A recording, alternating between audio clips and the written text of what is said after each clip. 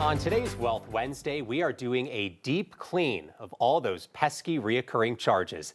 The subscription cleanse, as it's called, is something that could save us hundreds of dollars. We're joined now by our budgeting expert, Makisha Booth. Hey, Makisha, good to have you back today. Thanks. This is really important, something I think a lot of folks are dealing with probably in today's day and age. Where do we start with this cleanse? Yeah, so I want to say that companies that charge subscriptions and recurring and create recurring revenue, it's great for them, but for sometimes for the consumer, if you're not tracking, you don't realize how many expenses are coming out of your account every month that you signed up for and forgot about, that you're not using, or sometimes you sign up for a trial and say, I just want to try this, and you forget to end the trial, and then you're paying for that. So the best way to make sure that you're not paying for things you're not using or don't need is to go into your bank account and credit card and start looking for those recurring charges.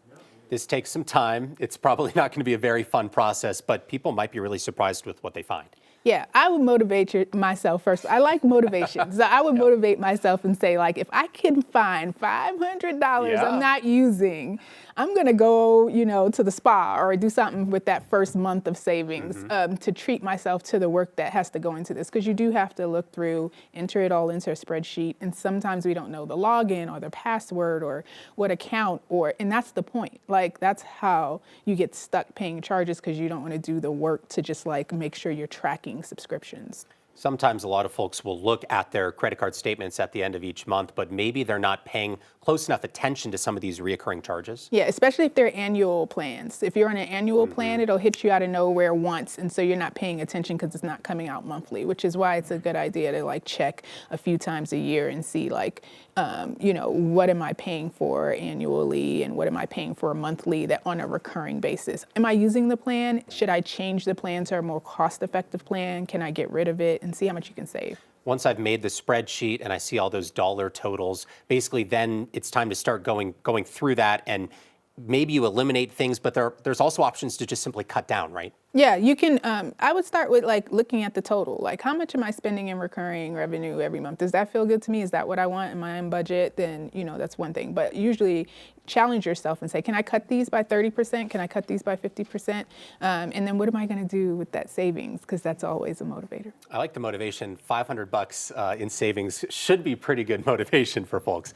Okay, so once we've gone through this process, is this also something we should be mindful of moving forward as we sign up for new subscriptions or maybe those trials? That's a good question. So first, just be really careful about trials and entering your credit card in. And if you're going to do that and you're not sure if you want to keep it, make sure you have somewhere where you're tracking, whether it's like a notepad on your fridge or somewhere visible where you're tracking that you've signed up for something you're trying out. So you remember to cancel it if you're not going to use it.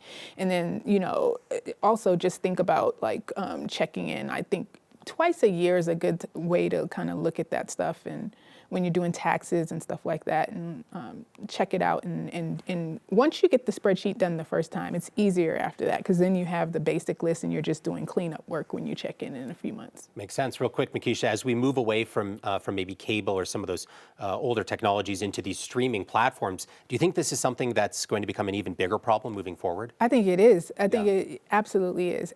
With your Apple Music or your whatever, your music streaming, video streaming, you don't realize when those anybody that has your credit card just on file, just watch that if you're using their services because you're not paying attention to the cost. And you may even want the subscription, but you want to limit how much you use it. If it's in some subscriptions charge you by user or license the number of users on it. And so then you don't realize how much that adds up. And so looking at the subscriptions regularly help you kind of see whoa, I didn't realize I was paying what I was signing up for. Yep, great advice for that subscription cleanse. Makisha, thank you so much.